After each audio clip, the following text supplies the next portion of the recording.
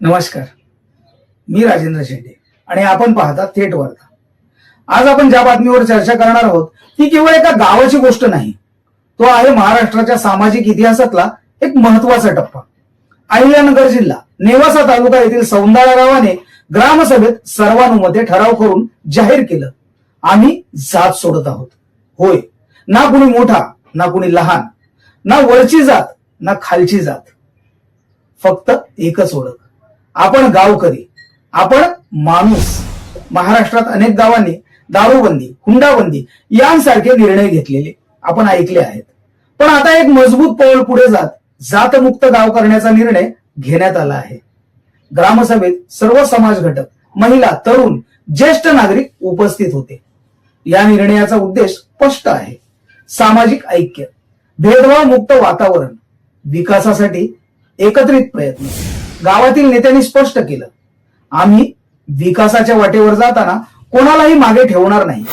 सरपंच शरद आरगडे यांच्या अध्यक्षतेखाली ग्रामसभेत ही घोषणा झाली. या निर्णयामागे गावकऱ्यांचा मोठा सहभाग असल्याचं समोर आलं आहे. जातीत अडकून राहिलो तर विकास होणार नाही, असा ठाम सूर गावकऱ्यांचा आहे. गावात आता विवाह, सण उत्सव, शासकीय योजना या सर्व ठिकाणी समानता राखली जाणार आहे. गावकऱ्यांनी एक वाक्य ठामपणे सांगितलं, आमची पुढची पिढी जातीत नाही, शिक्षणात आणि प्रगतीत ओळखली जावी. येथे आईवरून शिवी देण्यास बंदी आहे. यावरून या गावचा महिलांविषयी काय दृष्टिकोन आहे हे स्पष्ट होतं. हा निर्णय केवळ प्रतिकात्मक आहे का, की खरंच बदल घडवेल? तज्ञांच्या मते सामाजिक सलोखा वाढेल, ग्रामविकास वेगाने होईल, राजकीय ध्रुवीकरण कमी होईल. परंतु प्रश्न असा आहे, हा निर्णय कागदावरच राहील की प्रत्यक्षात अंमलात येईल? जर हा प्रयोग यशस्वी झाला तर महाराष्ट्रातील इतर गावांसाठी तो आदर्श ठरू शकतो. सामाजिक परंपरा आणि मानसिकता एका दिवसात बदलत नाही.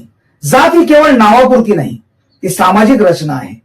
काही ठिकाणी विरोध होण्याची शक्यता आहे, राजकीय समीकरणांवरही त्याचा परिणाम होऊ शकतो. मात्र गावकऱ्यांचा आत्मविश्वास ठाम आहे, आम्ही बदल स्वीकारलाय. जात सोडण्याचा निर्णय घेणार हे राज्यातील पहिलं गाव ठरलं आहे.